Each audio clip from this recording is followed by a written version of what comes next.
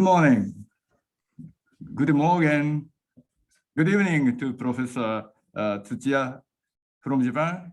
And ladies and gentlemen, MIZUTANI is my name, Ambassador of Japan to the Republic of Austria. I would like to welcome you to today's online seminar, Cybersecurity in International Politics. We have chosen this topic in light of its actuality and high relevancy for all of us. The rapid development of information and communication technologies has provided us with numerous opportunities, bringing unprecedented economic and social benefits. At the same time, the use of cyberspace by malicious actors, including state-sponsored actors, is becoming a new security challenge. In order to address such challenges, regional and global cooperation based on common values is becoming increasingly important and inevitable. However, there exists a clear difference of understandings and perspectives in the international community about the application of international law to cyberspace and implementation of agreed norms, rules, and principles for the responsible behavior of state in cyberspace. Against this backdrop, the Embassy of Japan in Austria, the Vienna School of International Studies, and the Austrian Institute for European and Security Policy, AIES, co-host today's lecture and panel discussion. It is timely that the experts from Japan and Austria discuss this issue and share their knowledge and experience.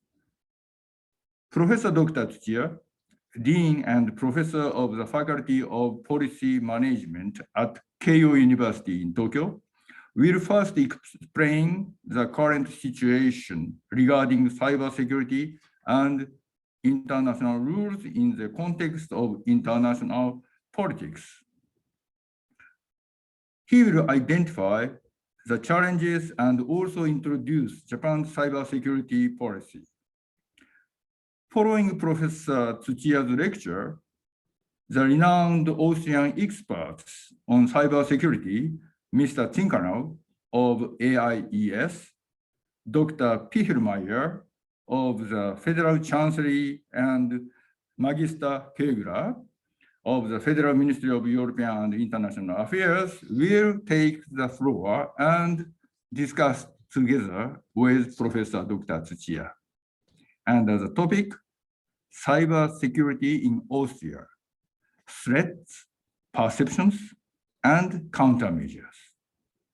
I'm looking forward to a lively discussion on national approaches in dealing with cyber-related threats, finding potential areas of extended international cooperation, how cyber attacks are identified as a component of hybrid threats, and how cyber incidents should be handled in terms of foreign and security policy.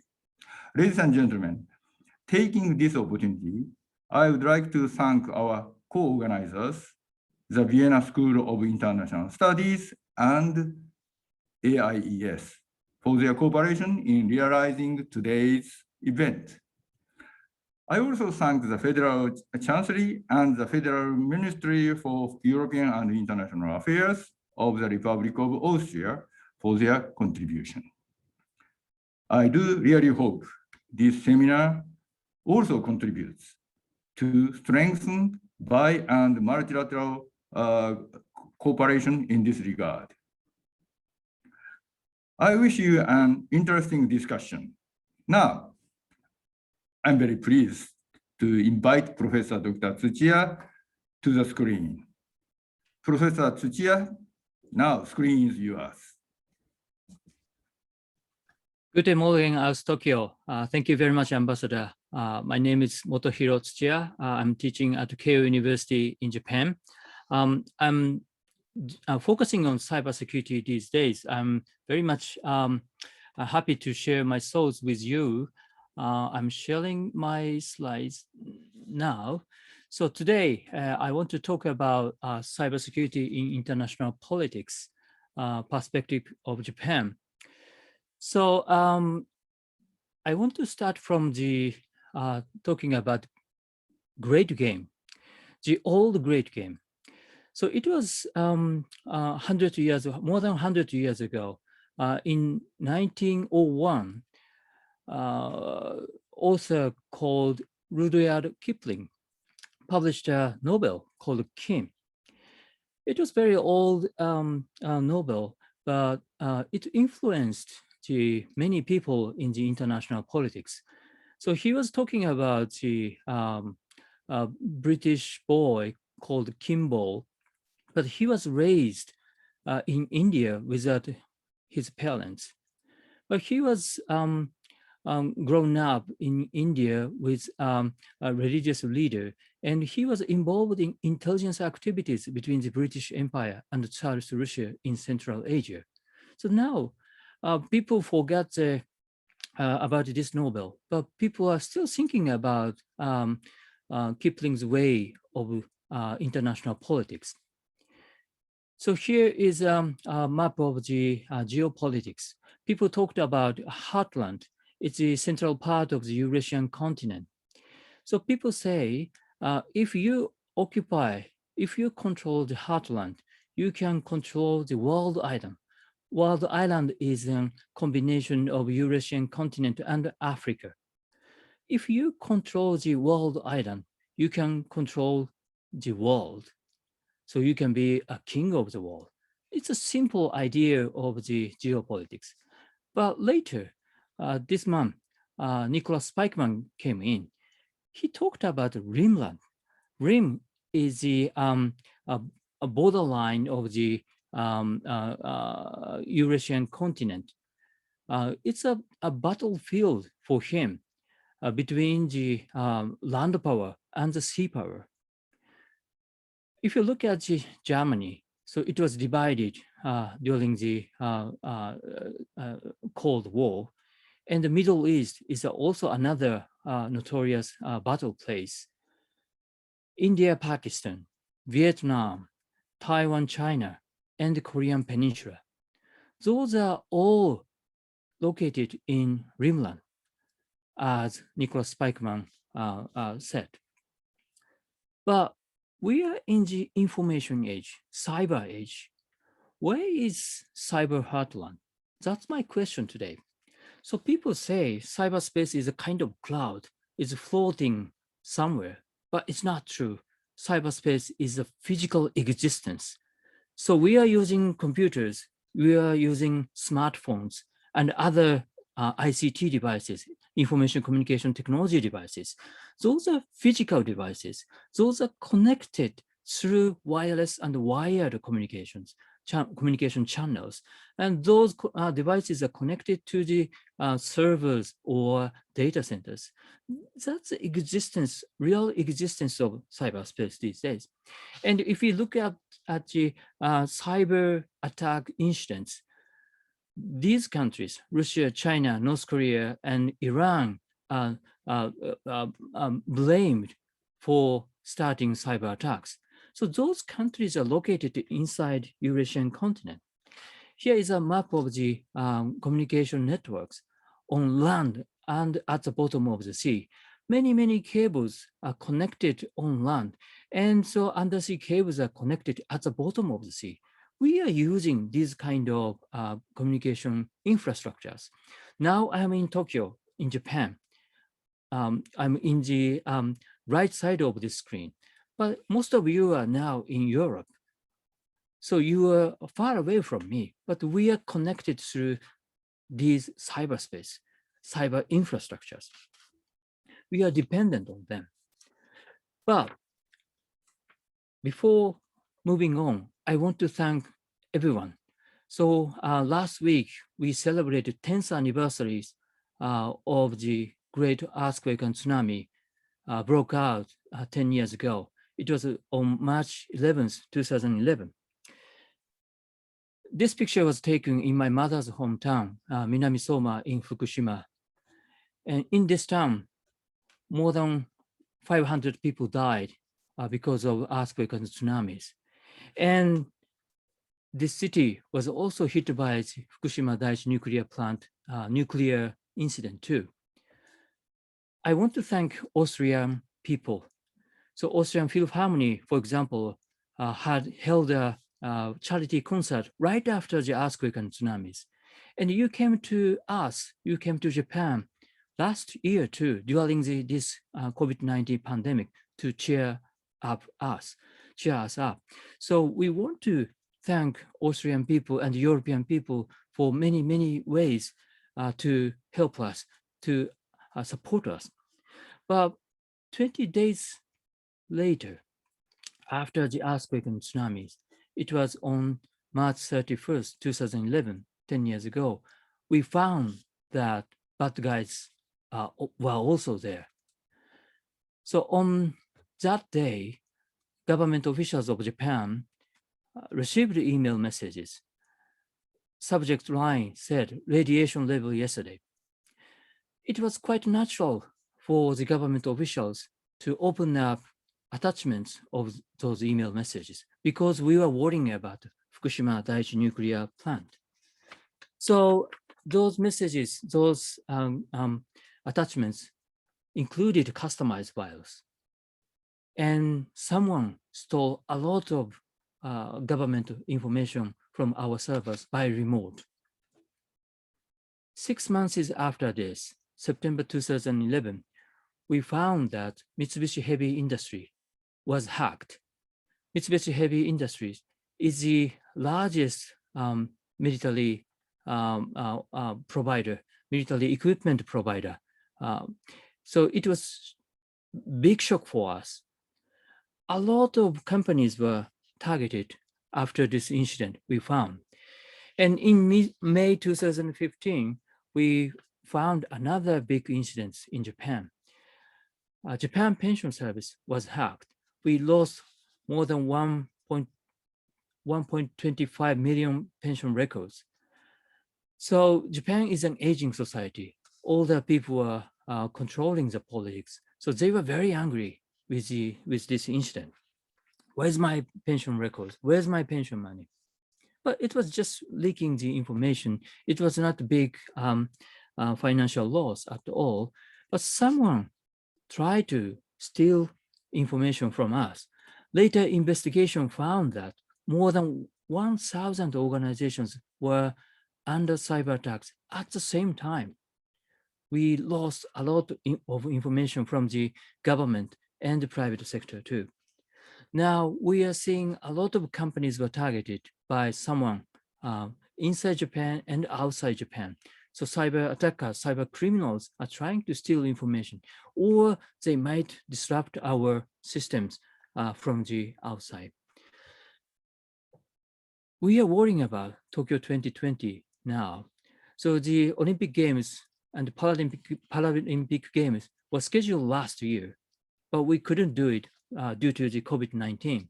We postponed it to 1 year. So we are expecting those games this coming July. We are not sure yet because the pandemic is still dominating us all over the world. I hope we can have those games in Tokyo this coming July.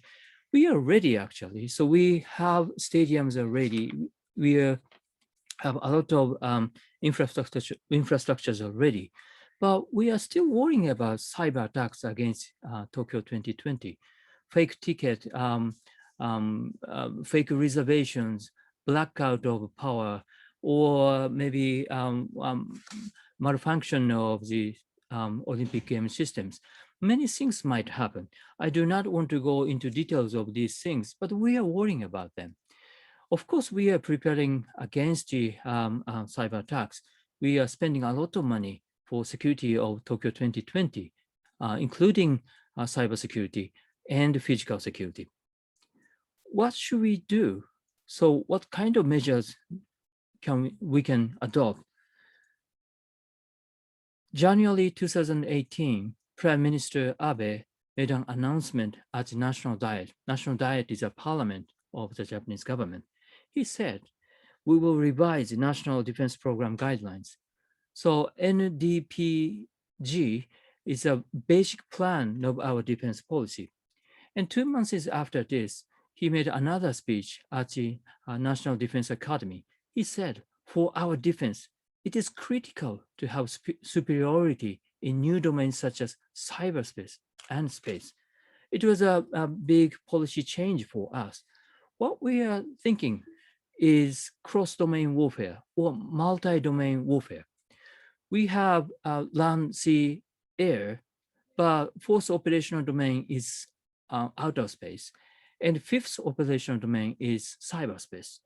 And we added another one, so electromagnetic space. We are thinking about 6 domains, and someone might disrupt us in 6 domains together. So that's we are worrying about. We have to prepare at the same time in 6 domains. What should we do? So the government organized a council to think about what to do.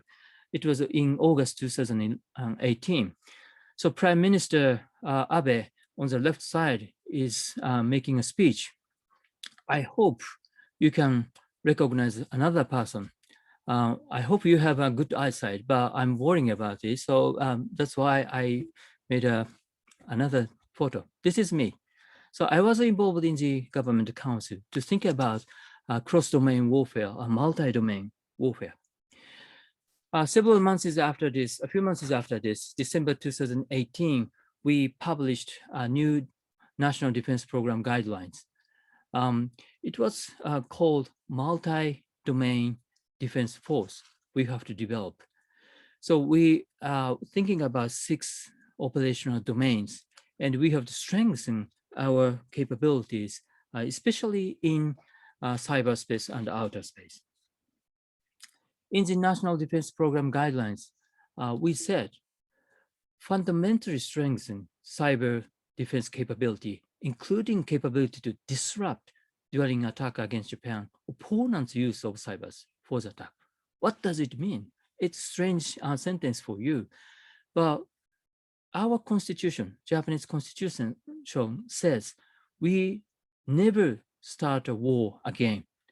So we should not launch any attacks against foreign country. So it's Article 9 says we have to stick to the defense-oriented policy. We do not start a war in cyberspace too.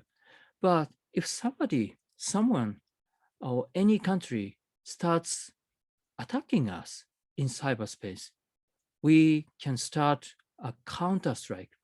So it means disrupt opponents' use of cyberspace. Before this new defense program guidelines, we didn't think about it, but we made a first step to prepare for future attacks. It might not be enough, but we are thinking about it, what we can do in cyberspace. And another thing is intelligence activities. Self-defense force, we call it SDF, will leverage its capability in all domains to conduct wide area persistent intelligence, surveillance, and reconnaissance activities around Japan. We have to strengthen our capabilities in cyberspace too, and signal intelligence capabilities are needed to strengthen our cyber defense capabilities. So what we are thinking is international cooperation. United States, United Kingdom, of course, European countries, including Austria and Australia too. And we are trying to expand our cooperation with Asian countries, including ASEAN countries. We have now 16 bilateral cyber dialogues and more multi-cyber dialogues. We want to expand this kind of international cooperation. I mentioned a great game, the old great game, more than 100 years ago. But now we are facing cyber great game. So bad guys are in Eurasian continent. We have to make another alliance for cyber great game. So we now tend to talk about Quad. Quad is 4 countries' new framework for security: Japan, United States, India, and Australia. So these 4 countries, 4 governments made summit meetings a few days ago, and we are trying to strengthen our cooperation. Of course, we want to have you, European Union too, and European countries too. We want to have a better alliance for new cyber domain security. At first, we talked about the Eurasian continent. Bad guys are here, so we have to contain those possible enemies. I do not say those countries, people in those countries are all bad guys, but some people in those countries are thinking bad things, and they are launching cyber operations, cyber crimes against us. We have to stop them. Where is cyber heartland? I talked about the physical side of cybersecurity. Now we have to think about data centers, because our financial assets are digitized these days. Now we do not use coins, we do not use paper money anymore.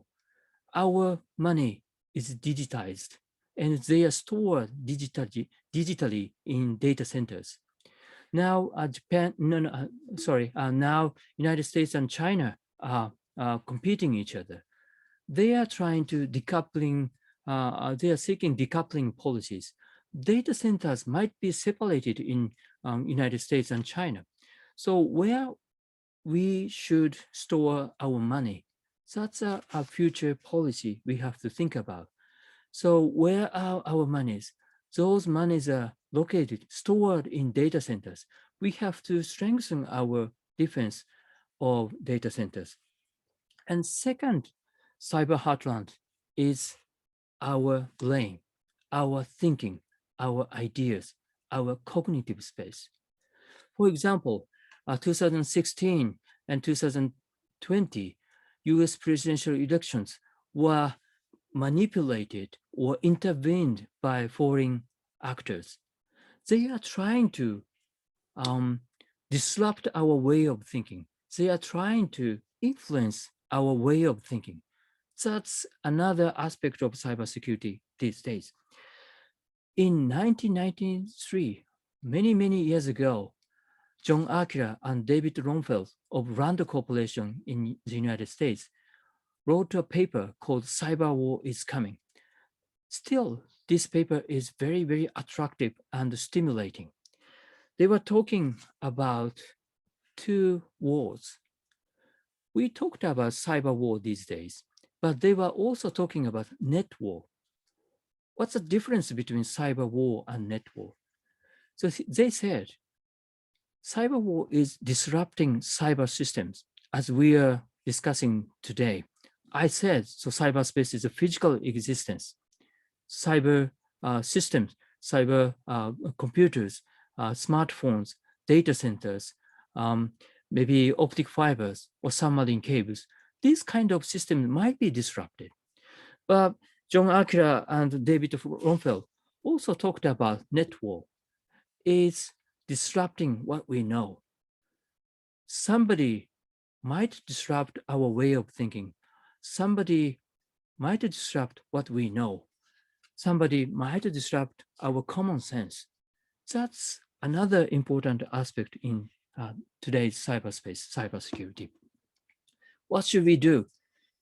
So people say we have to make a treaty, but it's not easy. In Asia Pacific, Budapest Convention of Cybercrime is ratified by Australia, Japan, and Sri Lanka only. China has never ratified Budapest Convention. Even South Korea never ratified Budapest Convention. they say, I talked with the Chinese and Korean scholars, they said it's an invasion of sovereignty. Budapest Convention is not a good idea. But can we make another treaty? Maybe no. So United Nations GGE, group of governmental experts, were talking about possible measures to stop cyber attacks, cyber operations, or cyber espionage. But it takes time. I'm not sure. So maybe we can discuss it later. But we are less likely to make another treaty in a quite near future. Then private sectors were talking about tech accord led by Microsoft. They were making a kind of private alliance for better cybersecurity in private sectors. So here is a list of signatories. Many private sectors all over the world are making a coalition. Microsoft, HP, Cisco, and other companies, including Japanese companies. So they were sharing information. So they were trying to make the cyberspace safer. So we are doing another thing. So Global Commission on the Stability of Cyberspace. I hope you know GCSC, because this GCSC is led by an Austrian scholar, Alex, I forgot his name. I'm calling him Alex, so I forgot his family name. But so he is the key person of this GCSC commission. So we published a final report 2 years ago, Advancing Cybersecurity, Cyber Stability. So English version is available, and I will add a Japanese version quite soon. So the draft of translation is already available. I will add a Japanese version too, but we are trying to make the many languages available for our final report. And in the final report, I remember his name. So Alex Klimberg. Alex is a key person of the GCSC. And we published 8 proposed norms for better cybersecurity, cyber stability. So I'm showing just 3, but we have 8 norms for cyber stability. We cannot make a new treaty quite soon, but we can make these kind of norms first. Norms are not necessarily be ratified. We can maybe agree on them, and we can build something above these norms, and we can make the cyberspace better or safer place. So what we are thinking about in the future, so Japan is talking about society 5.0. Society 1.0 is the hunting and gathering society. But we moved on to the society 2.0. It's agricultural society. Then we moved on to the industrial society. It was called 3.0. Now we are in the information society. It is society 4.0. But after this, we want to move to the society 5.0. It's a new society. What is it? The Japanese government and private sectors says it is a human-centered society that balances economic advancement with resolution of social problems by a system that highly integrates cyberspace and physical space. Our society is dependent on information and communication technologies, but their physical existence, and we are dependent on those devices and infrastructures. And by using those devices and infrastructures, we can make our society better, safer place.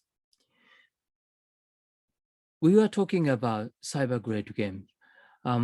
Great powers are competing each other in cyberspace too, as well as physical space. Now we are based in Japan. We are based in Austria. We are connected through ICT infrastructures, mostly by submarine cables or landline cables optic fibers, or maybe you are using Wi-Fi. We are dependent on these devices. Without it, it's quite difficult to communicate in this globalized world. Here's my last slide. We need to protect our physical cyber systems and our cognitive space too. We might not be disrupted by possible enemies. We have to stick on to our physical systems and cognitive space. Japan is setting out multi-domain defense force. We want to strengthen our cyber capabilities with the international cooperation, including Austria and other European countries too. And our vision is Society 5.0. We want to have our society much better, not only in Japan, but also in other parts of the world. I want to stop here. Thank you very much for your listening. I'm looking forward to discussing my points and other points. Thank you very much again.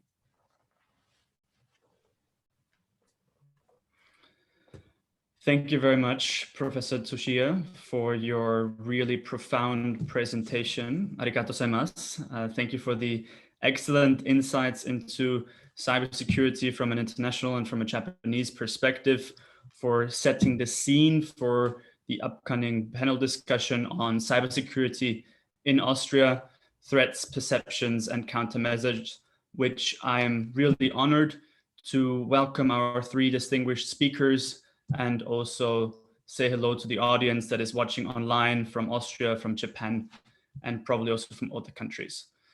My name is Michael ZINKANELL. I'm honored to moderate today's panel discussion. I'm the Deputy Director of the Austrian Institute for European and Security Policy. We're happy to be a co-organizer of this event.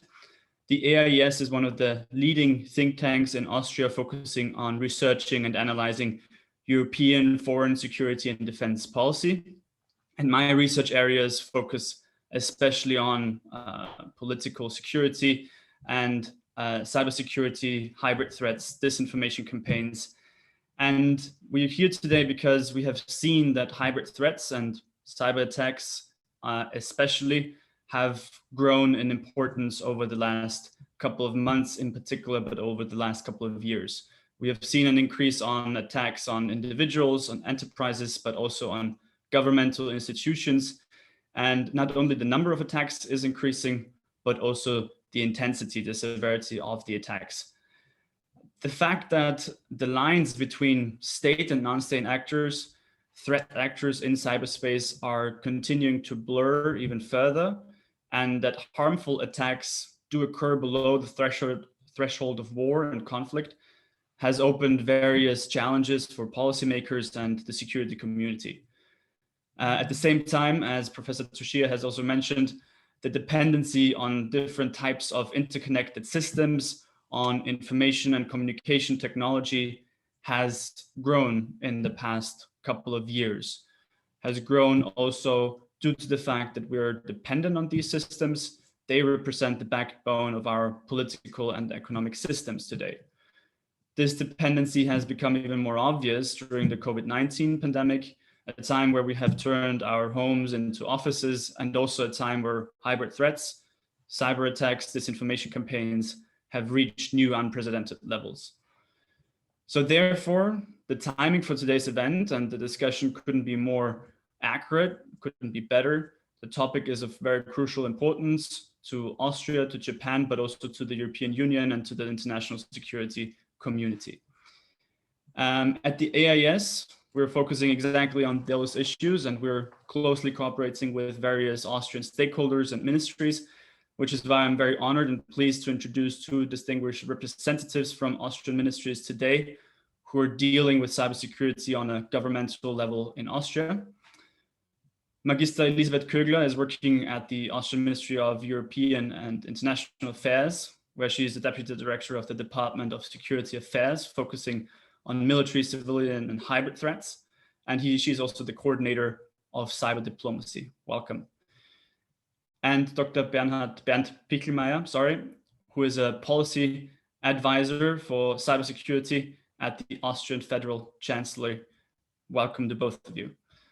I'm also honored that Professor Dr. Tsuchiya is also joining this session and also joining the discussion as the Dean and Professor of the Faculty of Policy Management at Keio University and a very well-respected cybersecurity expert advisor to the Japanese government. Thank you for staying with us and for discussing these topics that you have already mentioned further. Before we start, I would also like to thank the organizers, especially first and foremost the Japanese embassy here in Austria, Ambassador MIZUTANI, and the Secretary, Mr. Nishida, for initiating and organizing and coordinating today's event. And of course, also the Vienna School of International Studies and Ambassador Briggs, who is also giving some closing remarks for hosting and streaming the discussion today. For the next hour, we will discuss cybersecurity from different perspectives, especially focusing on Austria, elaborating on the threats and perceptions. And I would like to invite the speakers also to touch upon countermeasures and probably also to allow us to have a small glimpse into future developments, what is to be expected in the cybersecurity and the cyber field in the future. We will start with small introductory statements by all the speakers, followed by an interactive discussion. And we will also have time for questions and answers from the audience who is watching this event live via Facebook. So you can please use the chat function to ask questions. We will keep an eye on the chat and we will try to answer your questions in the discussion afterwards. So without further ado, I would like to give the floor to Elisabeth KÖGLER, who will share her expertise from her professional perspective, working with cybersecurity from a diplomatic level at the Austrian Ministry of European and International Affairs. Ms. KÖGLER, the floor is yours. Thank you very much, Mr. ZINKANELL, and with many thanks to the Diplomatic Academy. I see Ambassador Briggs has joined in. Good morning, Ambassador, and to the Japanese Embassy for organizing this event, and to Professor TSUCHIYA for his very thought-provoking and exciting introductory lecture. Being a practitioner and having just come back from New York, where I led the Austrian delegation to important cyber negotiations that finished last Friday, I would like to speak in general about what we do in cyber diplomacy and why it's important for Austria. So giving a bit the framework of what the European Union is doing, and then also OSCE and the Austrian Ministry for Foreign Affairs role in the national cyber ecosystem, as it's called. So what's the backdrop? We've heard we're at a time of geostrategic competition that heightens tensions across the globe, and cyberspace is increasingly used for political and ideological purposes. Malicious cyber activities have become weapons of choice because they are cheap, easy to deny, easy to cover up, with potentially big effect on institutions, companies, and infrastructure, as we've heard in the lecture. At the center of these tensions are questions of rules governing the internet, cyberspace, and new technologies. At the European Union, we are very worried that restrictions on the internet threaten global, free, and open cyberspace, as well as the rule of law, human rights, and fundamental freedoms, and democracy. And these are universal values on which the European Union is built. So it's more than just about cables, even though the cables transporting all of our digital information. And in the words of the EU High Representative for Foreign Policy and Security Policy, Josep Borrell, who took office at the end of 2019, he said, the European Union has the option of becoming a player, a true geostrategic actor, or being mostly the playground. So that's what's at stake. And given the potential for escalation in international relations, cyber diplomacy is now a fixed part of a fixed component of the common foreign and security policy and defense policy as well. And cybersecurity is an integral part of European Union security, and so is the rules-based international order. So how is the European Union trying to achieve that? Through the multilateral system and regional organizations, and in cooperation with partners, and reaching out to countries that share the aim of a rules-based international system with the United Nations at its core, and with respect for international law, including human rights and international humanitarian law. That's very important because that gives us the rules for conflicts. And cyber diplomacy has become a major part of the new European Union cybersecurity strategy that the European Commission and the European External Action Service have published in December of last year. And the member states are now contributing our priorities to that strategy at the end of March in the form of council conclusions. So we are setting out a work plan on how to go ahead in the coming years. So how are we organized at European Union level? We've got a dedicated working group for cybersecurity that's now almost meeting weekly, and it's horizontal in nature. So it's interior, telecom, but also foreign policy. And cyber diplomacy has become more prominent since 2017. And 2018, when Austria chaired the European Union, we also chaired on cyber diplomacy issues. And that really got the foreign ministries within the member states involved, because that's happened incrementally. So what we are now doing there is we coordinate European Union positions for multilateral processes, and we work on cyber diplomacy tools. And Michael has asked me to talk a bit about the tools we are using. In 2017, the European Union member states compiled all possible diplomatic measures to respond to the increasing threat of malicious cyber activities into the so-called cyber diplomacy toolbox. The diplomatic tools are the ones that we all know that have a long tradition. It's declarations, démarches, dialogues. Not all of these tools are public, and like in other areas of diplomacy. In 2019, also cybersecurity sanctions were added to this toolbox. And the negotiations for this horizontal sanctions regime already started under the Austrian EU presidency in 2018, got adopted in 2019, and was applied for the first time in 2020. It's a horizontal sanctions regime, like compared it with the sanctions on terrorism, chemical weapons, and now human rights. There are restrictive measures against individuals and entities that can be companies, organizations, institutions, but not countries. It's a horizontal sanctions regime. Attribution, which is a sovereign political right of each EU member state, is not necessary for many of the tools used in the cyber diplomacy toolbox. But the toolbox is not just reactive and restrictive, but also cooperative. And I think that's also what Professor TSUCHIYA has mentioned and concluded in his talk, is that's very important to engage in partnerships with other countries.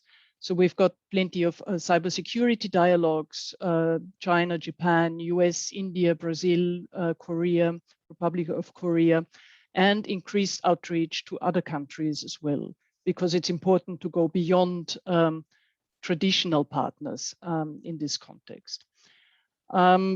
Moving on to cyber diplomacy at the UN level, as I said at the beginning, I'm just back from New York negotiations in the open-ended working group on the developments in the field of ICTs in the context of international security. That's the official title. And for the first time, all 193 UN member states have stated unequivocally that international law applies in cyberspace. It might seem logical or for you, but it is indeed a big step. as Professor TSUCHIYA has mentioned, since 2003, smaller UN governmental expert groups have already worked on cybersecurity. And they've published reports in 2010, 2013, and 15 that were endorsed by the General Assembly, the UN General Assembly, and that form the basis on which the wider UN membership has now worked. So apart from international law, other topics in the report that we have adopted on Friday are new and emerging threats, the voluntary norms, rules, and principles of responsible state behavior. Confidence building measures are very important, and also very important is capacity building. And these were all parts of the report. And there's also a very good momentum behind an initiative of 50+ countries on a program of action to focus on implementation of all of this acquis and on capacity building. And that program of action should be on the model of the small arms and light weapons UN process going forward. But there is also a new open-ended working group that has been introduced in the General Assembly this autumn. Maybe it's not enough time to focus on what the achievements of last week's negotiations are. Maybe we can do that in the next round. The main focus for Austria, in any case, was international law. We would have been happier if we could have had more specific references to international humanitarian law and human rights in the final report. The international law is there. Another focus was the protection of infrastructure, and especially medical infrastructure, because as COVID-19 has shown, these institutions, hospitals, have been the victims of cyber attacks. Another focus for Austria are confidence building measures, and here the role of regional organizations, with the OSCE pioneering confidence building measures here in Vienna since 2015-16. And also capacity building on international law is an Austrian focus. And staying in Austria and staying in the UN, I would move over to cybercrime, because the UNODC, the UN Office on Drugs and Crime here in Vienna, is responsible for cybercrime in the United Nations. There's an intergovernmental expert group on cybercrime that focuses on law enforcement, investigations, electronic evidence, criminal justice, and prevention. We hope that this forum can be continued in Vienna for practitioners to discuss the real issues on the ground. Because what's also going on at the same time are preparations for setting up a negotiation process for a UN cybercrime convention. And we are making the case, as Austria, for the negotiations for the convention to be held in Vienna, because it's the seat of UNODC. It's also the seat of the Vienna spirit of compromise that we are very proud of. And just like other international conventions, UNTOC, UNCAC, fighting corruption and organized crime, have been negotiated in Vienna. And there's a lot of expertise in the UNODC and also among delegations in Vienna on cybercrime. And last but not least, I've mentioned the OSCE's pioneering work on 16 cyber confidence building measures. And we are now working on operationalization of these measures in an informal working group on cybersecurity. And we've just joined in the initiative by the Hungarian chair, Adopt a CBM. And we are adoptive parents together with Belgium and Estonia for public-private partnerships in cybersecurity, which is very important. And on cyber diplomacy in Austria, how do we feed back into the system, or to say it's absolutely necessary that we are anchored in the national cybersecurity ecosystem.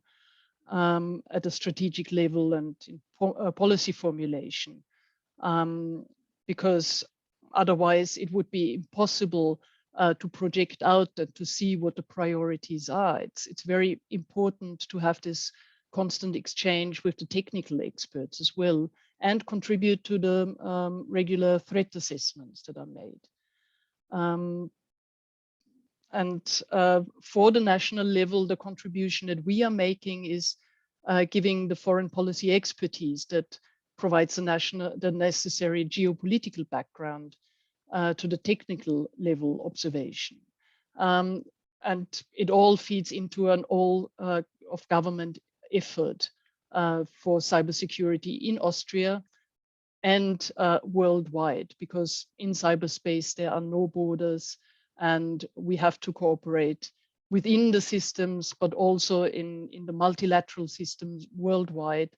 And here I'm joining Professor TSUCHIYA's final words as well, that we have to work together to safeguard the cybersecurity that we've got. And standing still is not an option, so we have to reach out going forward. Thank you. Thank you very much, Elisabeth KÖGLER, for this very informative insight, for putting things a little bit more into perspective, not only from the Austrian point of view, but also taking an international point of view, focusing on the UN level, mentioning the OSCE and the role of the OSCE here, also here in Vienna. And for that very inspiring last words when it comes to cooperation, when it comes to the whole of government approach, and also especially when it comes to not standing still when tackling, when addressing cybersecurity. This very hybrid, very fluid field certainly also needs more hybrid, more fluid countermeasures. So I believe a constant evaluation and development of the situation, the development of new countermeasures is very important for Austria, for the European Union on an international level. When we talk about national approaches, I would like to hand over the floor to Dr. Bernd PICHLMAYER, who is working with cybersecurity as a policy advisor directly at the Austrian Chancellery. Mr. PICHLMAYER, the floor is yours. Thank you very much. Thank you, Michael. Thank you for the invitation, and thank you for the organization of this event, especially to the Embassy of Japan and the Vienna School of International Studies, together with the Austrian Institute of European and Security Policy. And I am not saying it only because you have to say that as an introduction line. I say it because I mean it, because taking up on what Professor TSUCHIYA said before, it's the first step into the right direction, and the right direction means raising awareness, bringing people together, and discussing the topic of cybersecurity with a broader audience. Broader audience, saying broader audience, I've learned that the audience is very diverse, and there were so many right and important things already said. Before I go into my observations on a national level or on national levels, what can countries do, what are countries currently doing, I would like to go one step back and take up on what Professor TSUCHIYA said before, and try to explain a bit the bigger picture that I see from my perspective. One of the main problems our societies are facing, that for a very long time we've seen digitization and digitalization. We've only seen the bright and fancy side of it. We're all working with apps and using Uber and all the other companies that are making our life so much easier. What, especially since the pandemic, but not only since then, this development is more and more outrun by the challenging aspects of digitalization. No one mentioned so much in the past. The challenging aspects are the vulnerability of these digital systems, namely cyber attacks, and as a consequence, data leaks. So the more we integrate digital solutions into our lives, the more dependent we become on them, and the more important and relevant the issue of cybersecurity becomes. Just to give you some numbers, by 2025, the forecast of the number of connected devices worldwide is 25 billion devices, and a quarter of these devices will be used in the European Union. Because we were talking about COVID earlier, 40% of EU workers switched to telework at the beginning of 2020. So there was cyber war mentioned, cybercrime mentioned. The one side that I see that is important when we talk about cybersecurity is the increasing importance of cybersecurity in the private field, because the more we go digital, the more we have to think of the threats that go along with going digital. And that's not only true for digital products, it is also very important for the entire issue of data protection. Because if you want to have your data protected, what you need is a secure digital infrastructure. So one of the biggest requirements to fulfill the GDPR is to have safe and secure IT systems. And the other side that I see, the other aspect was already mentioned, is the means of cyber to be used in conflicts. The umbrella term is hybrid threats, and one of the tools that can be used by fighting a hybrid threat is the tool of cyber. If you're a threat actor, the cyber tool brings you to a whole new level, because attribution in cyberspace is very difficult, and it's almost a bit like the perfect crime, the crime that is committed without being noticed or being caught. Both can be true. So having said that, it's no surprise that cybersecurity, or on the other side, cybercrime, became very attractive, not only for criminals, also for state actors. How attractive? In the Washington Post has published a report where the estimate on the damage that is caused by cybercrime in the year 2020 is nearly $1 trillion, 1,000 billion US dollars. To give you to try a comparison, in 2018, the damage caused by worldwide drug trafficking was only 600 billion US dollars. And that amount, depending on who you ask, the amount of damage caused by cybercrime grows dramatically, doubles almost every year. So the field is exploding, and there is no stop in sight.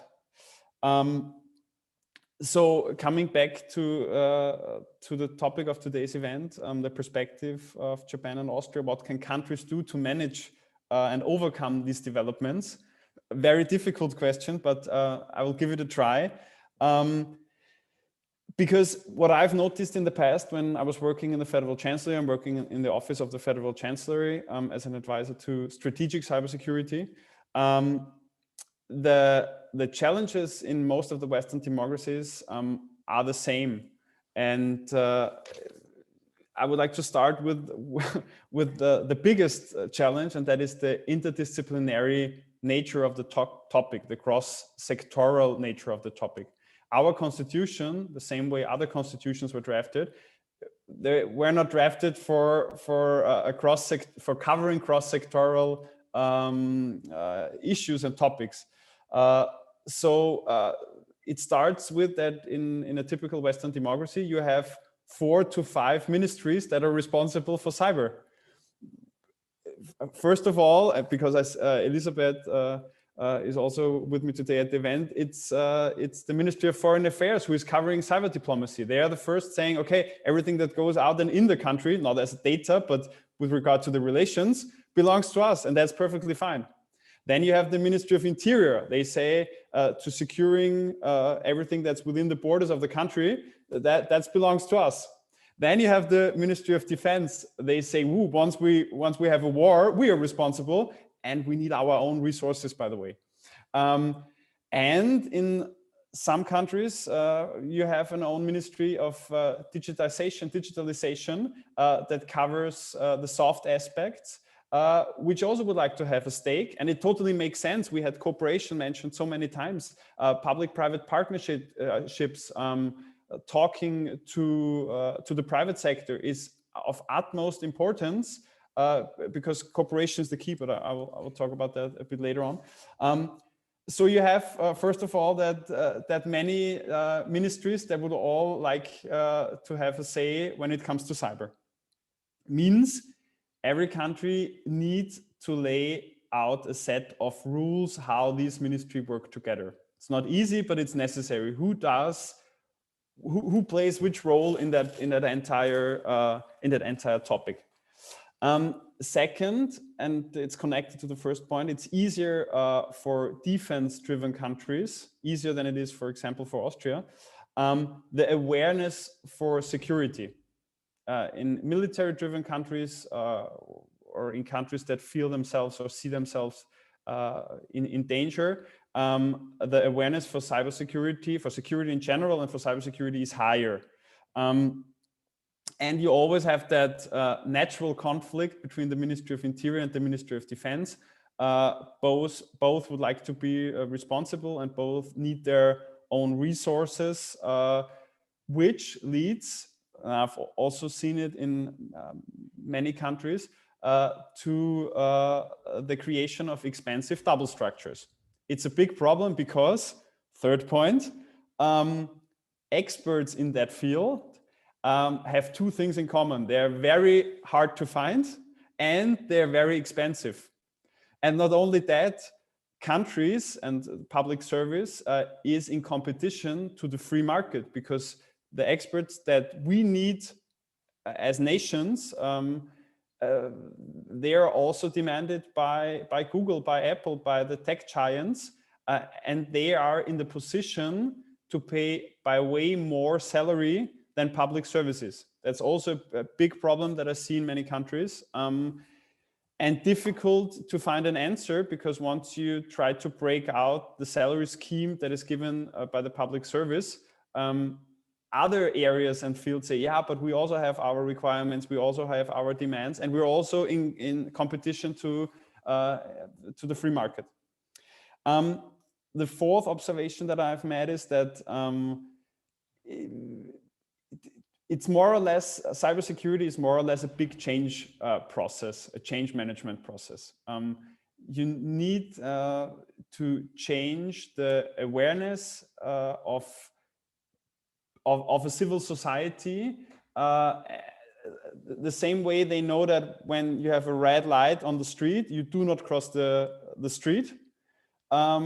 It must be the same when you receive certain emails, when you get dragged into certain schemes, then you have to develop a reaction, a natural reaction that something dangerous might happen, and better do not click on that link. And we have to have that change management process established in all the societies in Europe. Problem, it's very difficult to trigger that change process without a major incident. We had that major incident at the beginning of 2020 when our Ministry of Foreign Affairs was attacked. They responded very professionally, and it was the first time, at least in my impression, where suddenly that topic was discussed on the captain's table.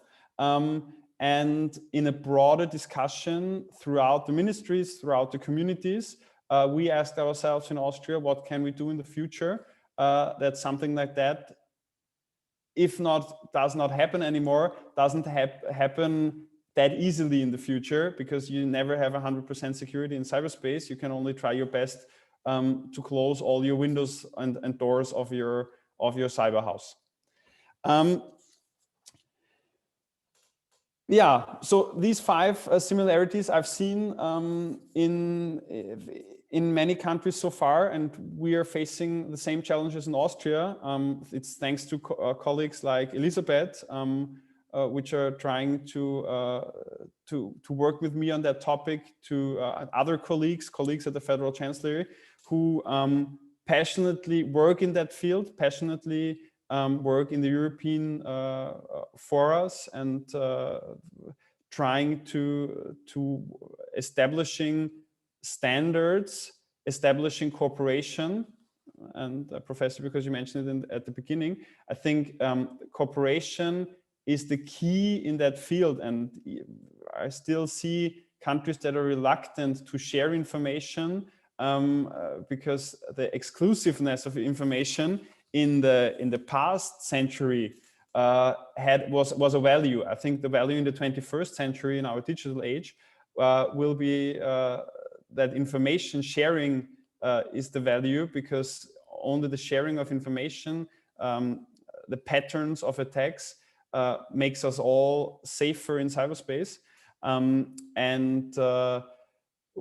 What is the solution for us as Austria? I'm very happy with the initiatives that are happening on the European level.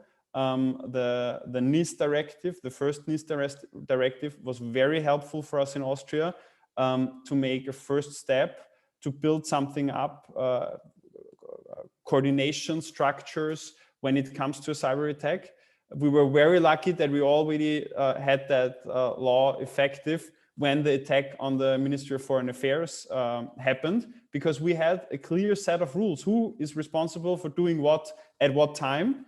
And I'm very much looking forward on the NIS 2 directive, on the suggestion of the European Commission on updating the NIS directive. I think the initiatives on the European level are very helpful, especially for smaller countries that do not have these big budgets, as well as cooperations with countries like Japan, exchanging information, talking to each other, and learning from each other is the key with regard to the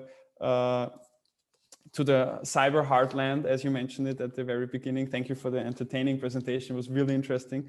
Yeah, I think that's a good step forward, and I'm happy to discuss with you later on your thoughts on that. Bernd PICHLMAYER, thank you very much for your introductory statement, for this insight that you shared with us, for focusing on the importance of the bigger picture, on data protection, and also on the challenge of attribution. If you allow me a small side note, you mentioned the amount of damage done in cyber attacks and the skyrocketing amount of damages. Whilst these damages in terms of numbers is increasing rapidly, the amount of the costs behind cyber attacks is going down. So if I remember correctly, it was a research by ProPublica that mentioned that the cost of cyber attacks just a couple of years ago was in the tens, if not in the hundreds of thousands of dollars. And now it's a fragment of those. So the cost, yeah, please. And if I may add another figure, and the growth of the cybersecurity industry is only 10% a year. Yeah. The damage is doubling every year, but the industry is only growing by 10%. So something is going wrong. Yes. The calculation is certainly not adding up. So thank you for these remarks and for also presenting these facts and figures. I think it's very important always to have some fundamental knowledge also on the numbers, on facts and figures. Let's hand over to Professor TSUCHIYA. We have now discussed the Austrian perspective, focusing also on the international field, on the European and on the United Nations level. Where do you see differences or similarities from how cybersecurity is perceived now in this Austrian point of view, in these Austrian statements versus Japan? Or maybe there are more similarities than differences. Thank you very much. Actually, I have many points to share. So I have many questions, many comments actually. But so maybe I will pick up just a few. Well, first of all, I'm interested in attribution. So as you said, both of you said, so it's quite difficult. But Japan's problem is we don't have signal intelligence agency, such as NSA in the United States or GCHQ in the United Kingdom, because we have another constitution. Article 9 is prohibiting starting a war, but Article 21 is says we have to respect secrecy of communication. So more than 70 years, the Japanese government is respecting people's secrecy of communication. So in today's world, the government agency is not tapping communication inside Japan. So it limits our capability for attribution. Who is really attacking us? Who is trying to coming to our networks?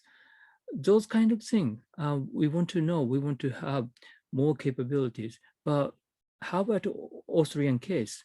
Do you have any powerful signal intelligence agency, or what kind of measures you are taking?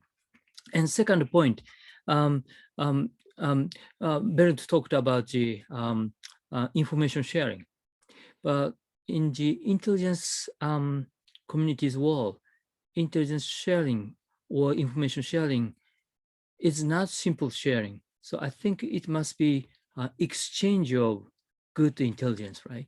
So if I have a good intelligence, why I have to share my good intelligence with you? But if you have something good, maybe I can expect you can give me something good. Then we can exchange valuable information. But if Japan doesn't have good information, are you really sure to give us your good information? What kind of measures, what kind of procedures are needed for real active information sharing? And the third point, is it too many? I hope it's not too many. When late last year, when Mr. Joe Biden made a victory speech after the election, I was online with Chinese scholars. So they were laughing at the election, US election. Ooh, it's something funny or something like that. So election, democracy, it's something different from us. Chinese version. So Chinese people always say they have democracy, they have election, but those systems are quite different from us. But when we were discussing about cybersecurity, they were worrying about the clean network policy by the United States. So Mr. Pompeo, Secretary of State, said, so US is adopting cleaner systems than Chinese systems. But the Chinese scholars were talking about, this is a splinter net. It's a balkanization of the internet. So the internet cyberspace can be divided. So we should not talk about cleaner or less cleaner network or something. So we are connected to each other. Japan is losing competitive edge in the ICT industry these days. I hope Japanese companies are coming back to the market. But I think European ICT companies are also losing competitive edge in the ICT sector. So European companies, how you can manage competitive edge in the coming this cyber world. So if we can coordinate some kind of active, powerful industrial policy or maybe partnership, maybe we can have a better, cleaner cyberspace. So maybe I talked longer, but so these 3 points I want to ask you if you don't mind. Thank you very much. Thank you, Professor Tsuchiya. Thank you for these 3 points and for sharing them with us. For our Austrian guests and for our German speaking viewers, I have information on the topic that Professor Tsuchiya was just mentioning. The Austrian newspaper Der Standard has just today published an article about exactly that topic, the Japanese missing digital intelligence services, that also focus, of course, on the ability or inability to act in the realm of cybersecurity efficiently. So I can recommend that article that also mentions the restricted measures due to the Japanese constitution to build up more competences here. The article also quotes Professor Tsuchiya and his remarks. When it comes to the other 2 points of attribution, of information sharing, of these different values, and also the systemic rivalry, as the European Union has called it, towards China, which in my opinion can also be a very important aspect when we talk about cybersecurity, cyber attacks. Elisabeth, Bernd, would you like to comment on these topics, on these questions that were asked? Elisabeth, would you like to go first? Okay, I could give it a try. Maybe starting with attribution. This is a very tricky issue, and it's part of our EU cyber diplomacy toolbox. But we've somehow taken a step back and focused more on the measures that can be implemented without attributing directly. Because as you've said in your statements before, attribution is very tricky, and cyber lends itself to hide your tracks and use proxies and really do things under a certain threshold and under a level without getting the blame, but maybe sometimes also enjoying a reputation. That's part of the game as well. So attribution is very tricky, and we will have more discussions within the European Union on that. But basically, it's a sovereign political right of each and every EU member state. So it is recognizing that it is a political decision. And as you've mentioned before, it's all about information sharing, intelligence sharing. And if you yourself are attacked, your institution, then you have the data. But if another institution gets attacked, sharing the data also means that you're sharing your sources on how you gather the information. And that may be just too much to share, because then all your defenses are open as well. So I don't know whether attribution isn't a bit overrated. Of course, it's important. And of course, you can always, you have indications or strong indications that a threat emanates from a particular country or actor. And then you can undertake measures, confidence building measures. If you've got good evidence, you can undertake restrictive measures that are sanctions. So much on attribution, but there are also, as you've said, the private sector is undertaking initiatives in Geneva in trying to find out who's done certain attacks, because for the private sector, that is a big issue. And they are not satisfied with states not getting on with it and having a system to prevent these attacks. On intelligence, I think I leave that to Bernd PICHLMAYER, how it's organized in Austria, because it's just been reorganized. On the systemic rivalry that you described, Professor Tsuchiya, that is definitely a huge factor. And the Clean Network Initiative was definitely going into, as the Chinese scholars described it, a balkanization of the cyberspace and also the internet. And that's balkanization and fragmentation of the internet is a big concern that the European Union also has.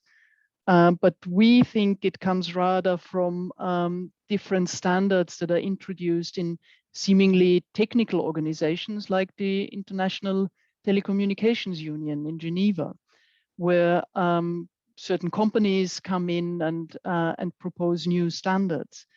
And that is something that the EU in the new EU cybersecurity strategy is addressing, that we really have to have an eye on that, because by not normally looking there, foreign ministries, we are really missing some geopolitical changes that are introduced without anyone noticing, because the technical experts who've seen these changes over the past 10 years or so may not have the geopolitical background that is necessary to understand the intentions of certain countries.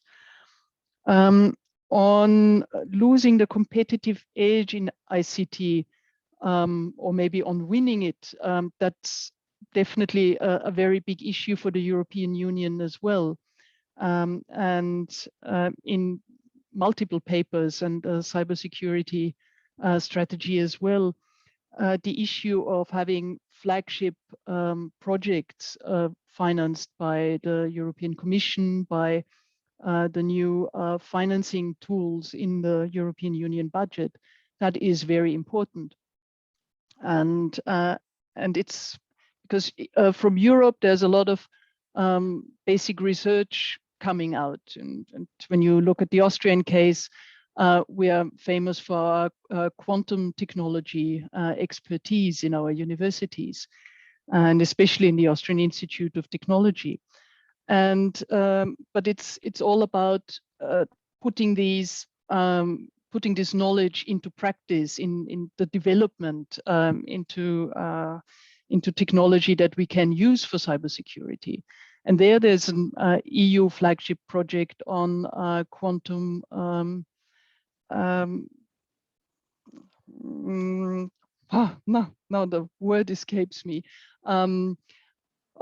Cryptography? On cryptography, of course. Thanks for jumping in.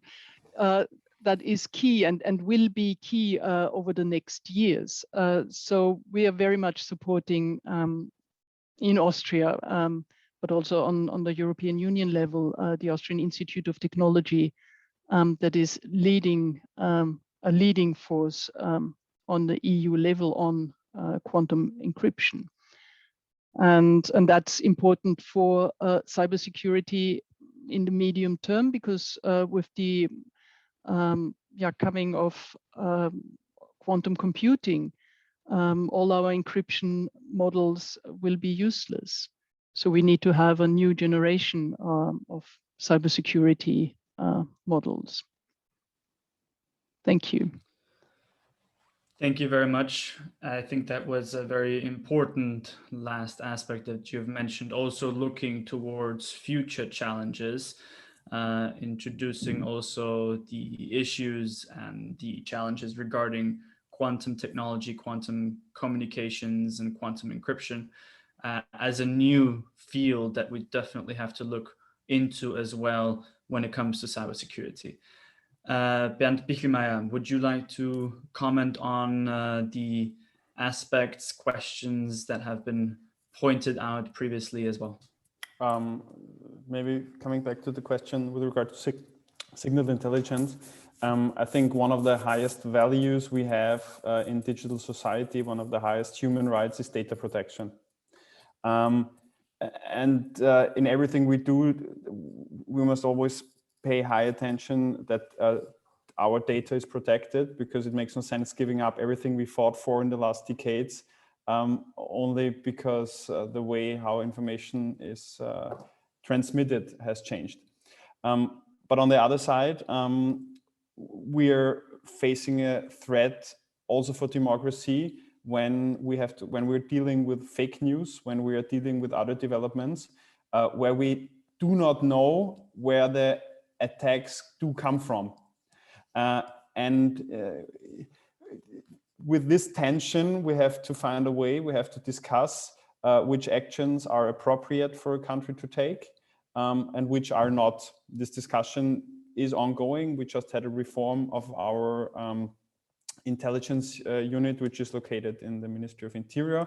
I was not involved, only working on the strategic level, but I think that will also be one of the questions they have to solve for themselves. It has a legal and a practical aspect. The legal aspect, are you allowed by law to collect information in cyberspace, signal intelligence? The other one is, are you able to do it because you have the practical knowledge how to do it?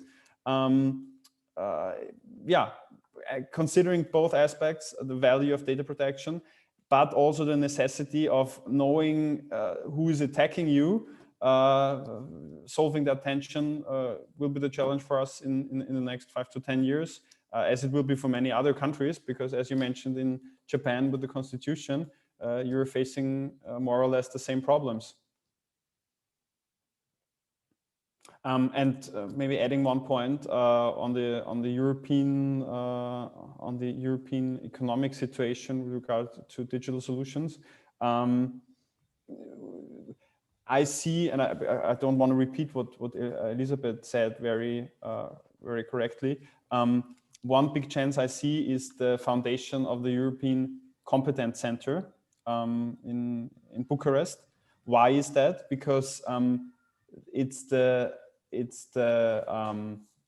strive of the European Union to collect information from the national countries, from their cyber communities, bundle it, and work on common solutions. That can be solutions in the field of quantum cryptography, that can be solutions in other niches, but getting all the stakeholders on one table with their so-called national coordination centers. On the European level, it's called Competence Center, and they have 27 national coordination centers. Getting all the information together, yeah, is a good first step, and for us, dependent on which role we play in the future, because currently the solutions are built most of the time in the US, then they are manufactured in China, then the data is processed or origins in Europe, but is then sent again back home to the US. So we're somewhere in the middle, but not participating in the value chain. And we definitely have to change that on the European level. I definitely agree with you, Bernd, and I would like to thank you for also your remarks and your comments. I'm taking a look right now to the questions that have been raised already by the audience, and to the fact that we have gotten quite a lot of questions already, and I would like to give the audience the opportunity to also have them answered. I would like to start with 2 questions that are specifically addressed to Professor Tsuchiya, and then go to the questions that are addressed to our Austrian panelists. There was a question, does Japan have some educational programs concerning cybersecurity issues for citizens? And another question by one of our participants and one of the audience members that is joining online is, if there have been any indicators of cyber attacks on critical infrastructure on the healthcare sector. We have had some incidents in Central and Eastern Europe during the COVID pandemic. Have there been any similar cases in Japan? Thank you very much. I couldn't hear you well, but the first question is educational program, right? Yes, exactly. Okay. If there are any sort of educational programs concerning cybersecurity issues for citizens in Japan. Okay, thank you very much. So February is a awareness month for cybersecurity in Japan. So the government is promoting cybersecurity in many aspects, but I don't like it because February is not the best month in Japan, because February is the entrance examination season in Japan. So it means that kids are not at school. So kids are taking off, or kids are taking entrance examinations to go up to the high school or university. So for example, my university doesn't provide any class in February. So I'm saying we have to move to the another month, October or maybe May or maybe June, I'm not sure. But February is not a good month actually. But we have such kind of campaign during the February. And so in junior high school and high school, we have class for, I don't know how to say in English, but it's for information society or information technology. But those classes are not popular, unfortunately, because we do not include information technology for entrance examinations for universities. So if Keio University, my university, or University of Tokyo or Kyoto University, these universities have all subject for entrance examination, including information technology. Students will study a lot every day at high school, junior high school, but we don't have such system. So we want to expand our entrance examinations subjects to include information technology, but not yet. People say in Japan, Keio University must do more. Yeah, we are doing a lot. But as you know, university students are too late. Maybe lower, high school, junior high school. Younger kids are more important in this area. So we want to expand, we want to have raise our educational program in junior high school, I think. And second question, health sector was targeted in Japan too. So we have some medical companies, pharma companies trying to develop vaccines. We are not have commercialized any vaccines in Japan yet. We are still importing Pfizer or other vaccines from Europe, but we are developing our own vaccines. So we are targeted by many possible enemies or private sector competitors. And another aspect is data. Bernd talked about data security. People's personal medical data is very expensive, high value target. So we are worrying about it. So we try to protect those data. But hospitals and medical services are not perfect in cybersecurity. We have to strengthen preparedness.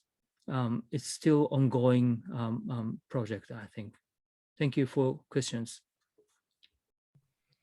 Thank you very much, and also for pointing out the importance of cybersecurity in developing COVID-19 vaccines.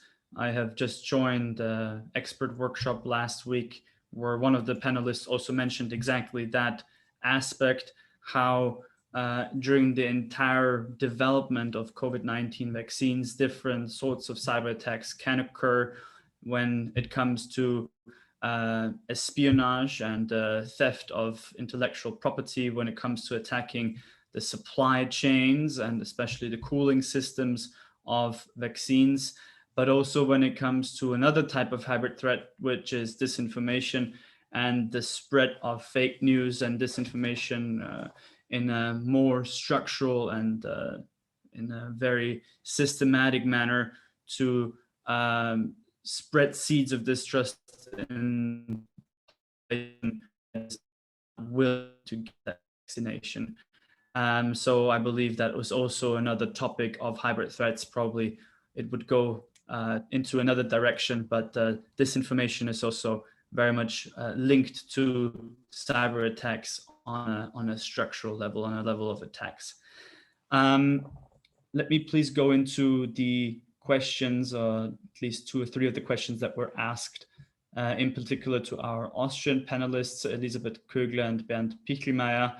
The question concerning Austria is how how does Austria get along with cybersecurity as a neutral country? On the one hand, it's effective in cooperation and in combating cyber attacks. On the other, so what is the Austrian position being a neutral country in tackling cyber attacks? And how might the Austrian neutrality contribute to that? Another question that I would like to pose is, where do you see Austria's role or Austria's position in cybersecurity within the next 5 to 10 years? So if we take that into consideration, how can the role of Austria be enhanced and improved in that way? And I think, yes, exactly. There was one more question on Austria regarding confidence building measures. What kind of confidence building measures does Austria work on together with other countries when it comes to cybersecurity?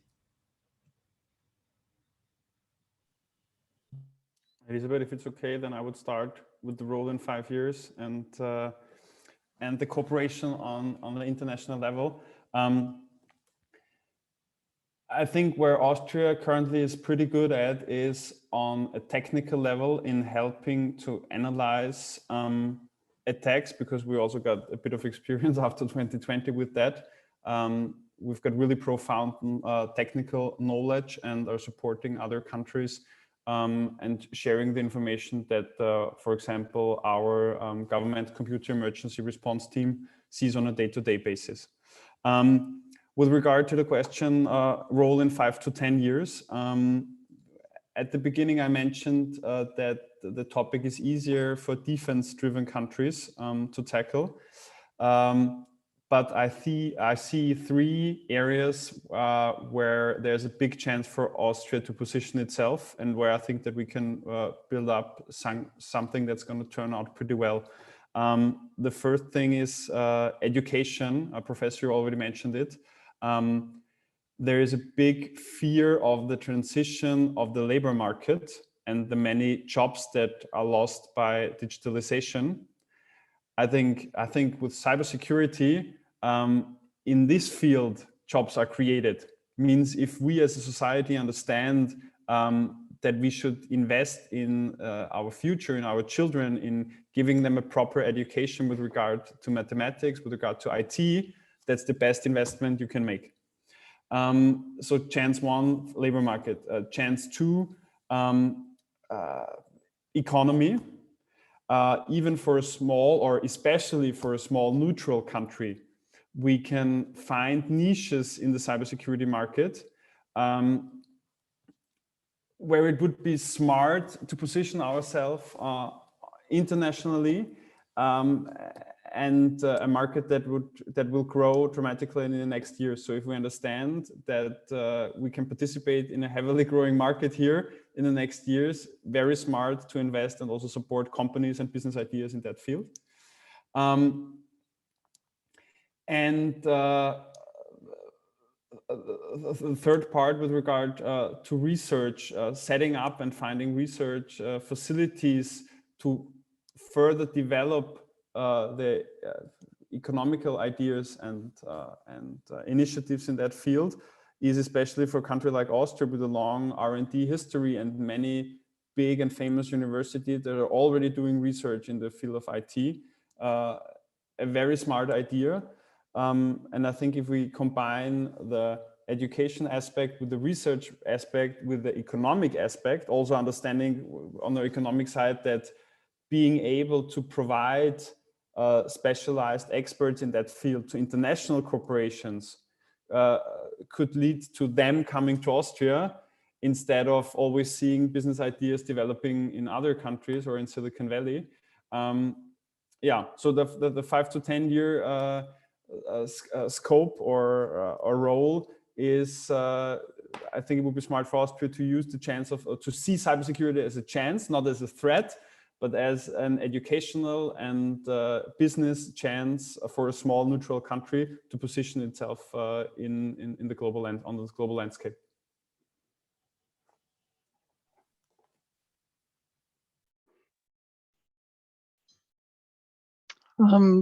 Michael, should I continue on now from Yes, please. Yes, that would be where wonderful. Thank you, Bernd Elisabeth. has left off? Just to continue maybe on the 5 to 10 years outlook where Austria will be. On the multilateral level, I think we should really see to it that multilateral discussions on cybersecurity should be undertaken in the multilateral hub that Vienna is in the OSCE and also in the United Nations. And I think deepening our understanding of how international law applies to cyberspace is also very important. And as I said before, that was a big focus of last week's negotiations in the UN in New York. So capacity building on international law in cyberspace would be a focus that I would be very happy if we could pursue in the next few years. On Austrian neutrality, Austria is neutral in times of conflict. Means we're not part of a military alliance. We don't allow the stationing of foreign military forces in Austria. But we are not neutral to threats that come in from cyberspace. And yes, we have to do more research into how exactly our neutrality works in cyberspace. But what's definitely clear is international law is the basis on which we are operating also in cyberspace. And that was affirmed last week. Again, on confidence building measures with other countries, as I've mentioned before, Austria, together with Estonia and Belgium, are now adoptive parents of CBM 14 of the OSCE, and that's on public-private partnerships. So working together with the public sector is very important. As Bernd has mentioned before, the NIS directive and the NIS Act in Austria is very important for protecting critical infrastructure, government institutions, but not covering the private sector as such. So working together and building up structures that can be used in times of increased cyber attacks are very important. And we've seen that now with the recent waves of SolarWinds or Microsoft Exchange, that these are all not covered by NIS, the NIS directive and the NIS Act. So there we have to do more. Yeah, that would be it. Thank you. Thank you very much.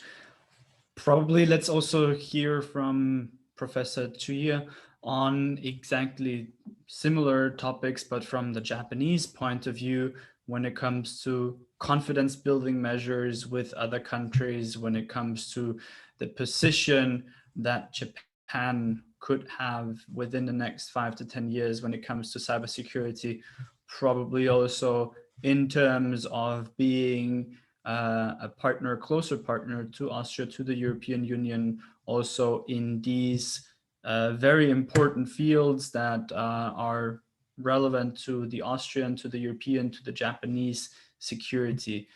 Professor TSUCHIYA, would you like to comment on these questions as well from the Japanese point of view? Thank you, Michael. Yes, it's a very important topic question. I think we had better had a multi-layer approach. Multi-stakeholder approach is also important, but multi-layer approach. So government-to-government discussion dialogue is also important, but we had a lower level of discussion. For example, Japan, China, South Korea, we have trilateral cyber dialogue, but it's not working well, actually. So because we have political tensions among those governments, it's quite difficult to talk each other frankly. But I am organizing track 2 dialogue among 3 countries. We are doing every year. I think we had already 5 or 6 years And last year, we couldn't meet in person, so we did online track 2 dialogue.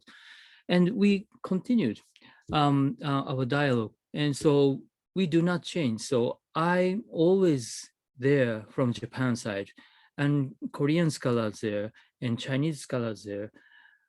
We know each other many years, and we understand better than government dialogue. So in the government, people come and go in the Japanese Foreign Ministry. But here we are always sticking together, and sometimes we argue. So sometimes we fight in conversations, and we make harsh questions. And sometimes I get angry, so they get angry. But we have a frank dialogue. And that's a good contacting point if something happens among the 3 countries. So even government level track 1 dialogue doesn't go well, but even so, we can have a better dialogue in the track 2 dialogue or track 1.5 dialogue. And I'm organizing such kind of dialogue with EU scholars too, European scholars too. 2 years ago, European scholars came to my university, and we had a big dialogue, track 2 dialogue and track 1.5 dialogue. So you're government diplomat, so I'm private sector, so that's why I'm saying, so I respect your work. So government to government talk is very, very important, necessary, but we have to have other layers for discussion. May I add one anecdote? So many years ago, we had a DDoS attack from China. So at that time, the Japanese government didn't have a good channel to talk to the Chinese side. But our JP Coordination Center made a phone call to Chinese CERT. So they are technology guys, so they can understand each other. So a Japanese guy said, hey, we are getting DDoS attacks from this IP address in China. Could you stop it? Okay, we can stop it. It stopped. Government to government conversation, sometimes difficult, but geeks, technologies can talk to each other. That should be easier sometimes. So we had better have many channels, many layers for conversation. That's my response. Thank you. Thank you very much. I believe we have time for 2 short questions regarding the UN level. And I would like to ask you also to prepare then your very short final remarks before you also closing remarks. The questions that were raised by the audience are the UN norms of responsible state behavior in cyberspace, and if that could also be one part of confident building measures between Austria and Japan. And the second question is the role of the newly adopted, or I believe still in progress, ad hoc committee on elaborate and international convention on countering the use of information and communications technologies for criminal purposes that is being worked on in the setting of the UNODC here in Vienna on drugs and crime. So if you can also mention the role and what that new ad hoc committee could have as a position, as a new role in the international community and international environment, and prepare some final remarks, that would be wonderful. Thank you so much. Elisabeth, would you like to start, since you have mentioned also the international level and the UN level, the importance of international organizations here in Vienna before? Okay, so UN norms, cybercrime, and final remarks all in one go? If possible, that would be lovely. Okay. We have around 10 minutes left. So the UN norms are part of the international legal package framework that we've just reaffirmed last week in New York. And of course, they are the basis of all our dialogues, and they can certainly form part of a Japan-Austria cyber dialogue if it's going forward, and that would definitely be important norms. The norms are soft law and can be elaborated. And Professor TSUCHIYA has mentioned the GFCE that he's been engaged in, and they've proposed more norms. And that's also topics that are worth discussing forward about the public core, the protection of the public core of the internet, for instance. That's featuring very prominently in there. On the ad hoc committee preparing UN cybercrime convention negotiations, they are starting at the beginning of May in New York. And the issue there will be working out the modalities of how to negotiate. And the European Union, and we are very strongly in favor of having a consensus-based negotiation, because cybercrime is such an important issue affecting everybody, all societies, economies around the world. So it's very important to have universal adherence to whatever international framework comes up. And there, as I've mentioned earlier, we're very strongly in favor of having negotiations taking place at the UNODC seat here in Vienna. That's very important. Just to mention, the European Union and partners have been against starting up negotiations on the UN Cybercrime Convention because there are issues regarding international law, but especially human rights when it comes to surveillance, for instance, that we are very worried about and we fear could come under attack in such negotiations. But all the more important is cooperating and making sure that the right basis is used. And I guess that's already part of my final comments. Reaching out to partners, traditional partners, but partners across the continent, increasing cooperation between regional organizations. And Japan is very active in the ARF, in the ASEAN region. And I think cooperation between ASEAN and the ARF and OSCE would be very important. And otherwise, yeah, multilateralism. That's really the mantra that we, and also the platforms that we need to use going forward in securing cyberspace, an open, free, secure, and stable cyberspace. Thank you. Thank you very much, Elisabeth. Bernd, would you like to comment also on that and give us your final remarks? That would be absolutely wonderful. It's hard to add something to what Elisabeth already said. No, yeah, cooperation is the key. The more we talk with each other, the more we address the topic on various levels. Professor TSUCHIYA mentioned the CERT talks between the CERT of Japan and the CERT of China. My experience is the same on a technical level. It's by far easier sometimes to talk than on a political. Cooperation and also the invitation to Japan, if we can be of any help with regard to technical questions, I can talk to our government computer emergency response team to reach out to yours if they're not already in contact. And I hope that we can do this event next year as well, because it was very interesting, very fruitful. And I would be glad to see all of you next year again, maybe in real life then and no longer online. Thank you. I can only second what you have now said, Bernd, the appreciation and looking forward to probably meet in person soon, not to have these events fully online, certainly would already be very appreciated. Professor Dr. TSUCHIYA, would you like to give us your final remarks as well? Thank you. Thank you very much. Only one city I have visited in Austria is Salzburg. I joined a seminar there, but I have never been to Vienna. So I really want to go next year after the pandemic.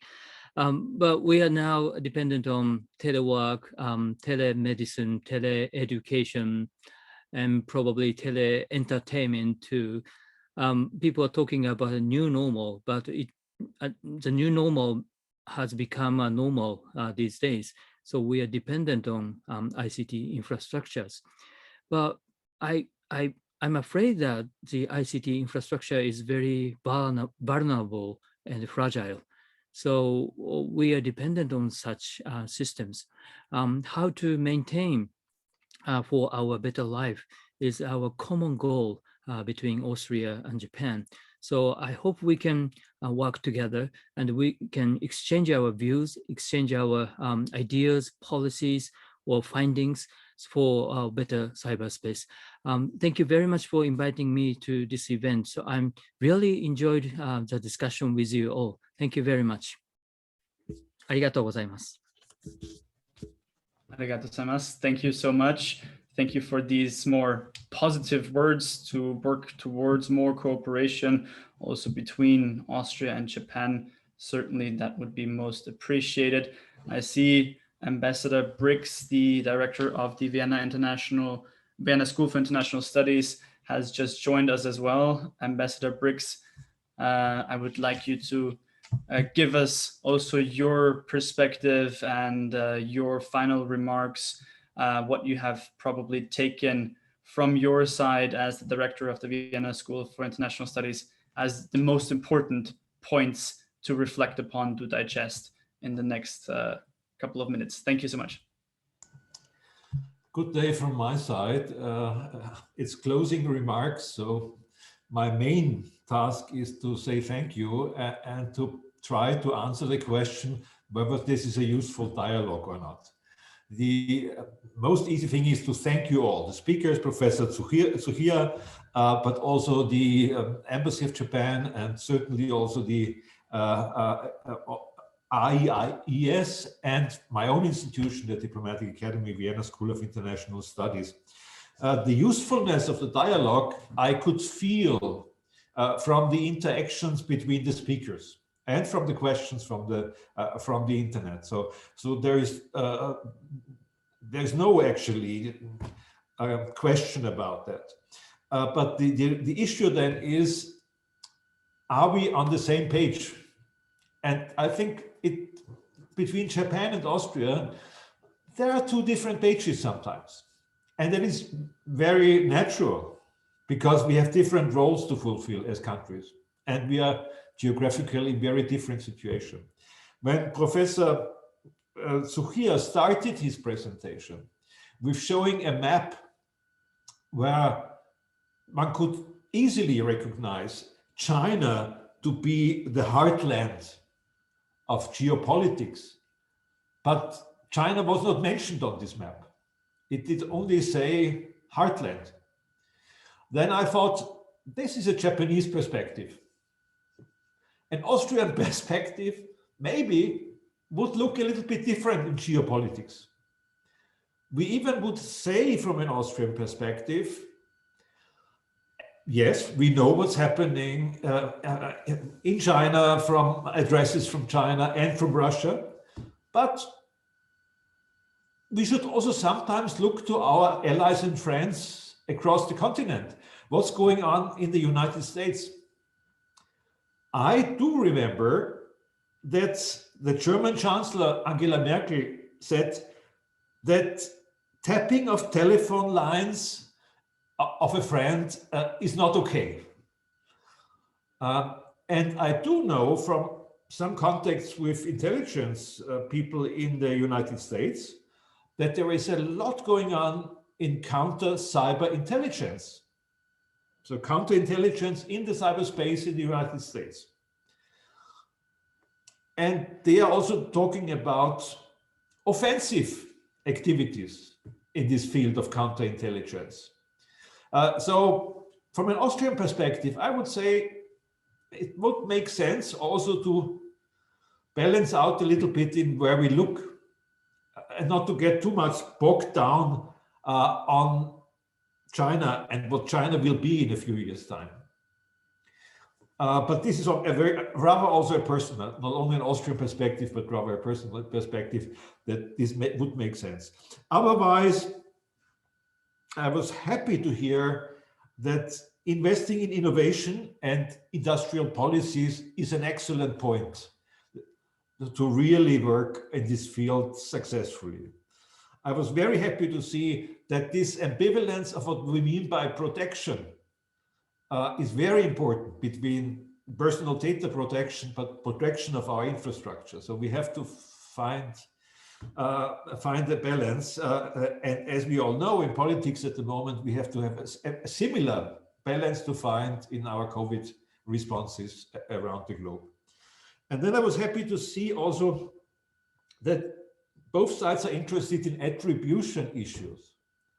And I think finally, and this is where I am at the moment at the Vienna School of International Studies, the question, who is the villain, is not irrelevant.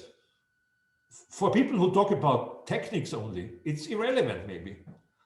But for our global well-being, maybe the most relevant issue is who is the villain, be it a private villain or a state or whatever. So attribution, I think, is something maybe we should continue also in this dialogue to speak about. And then certainly finally, working on the question, can we have universal norms? At least do we have soft law possibilities in this field? And then can we put it into something more substantive? Is something, I guess, which from the Japanese and the Austrian perspective, there we are on the same page, and there we should also continue to work. I think that's what we can do. So altogether, again, I have to say, from my perspective, a very useful dialogue, although it's a bilateral one. And I thank the Japanese actually to reach out to Austria to do this, because it was your side which initiated this first meeting, and I'm looking forward to future meetings. And again, thank you to everybody. And with this, I give back to our moderator. Thank you very much, Ambassador Briggs, also for your comments, for your personal remarks. I can only agree with you in my gratitude towards the Japanese side for initiating this very informative, very important panel discussion and presentation today. I would like to thank also from my side all speakers on behalf of the AIES for their participation, for their very valuable inputs. I believe that we have touched upon the most important fields that we wanted to talk today about, the perspectives of Japan, of Austria with regards to cybersecurity, the threats, mentioning the important developments, but also countermeasures, and also future ways of enhancing cooperation on a bilateral but multilateral level. So thank you very much again. I also hope to see a similar or the same setting again in the future, preferably, of course, in person. And I would like to thank the audience as well for your important questions. Have a very nice day. Take care and stay safe. All the best. Thank you. Arigato gozaimasu. Thank you. Bye-bye. Bye-bye. Thank you. Bye-bye. Thank you very much. Bye. Thanks a lot. Thank you.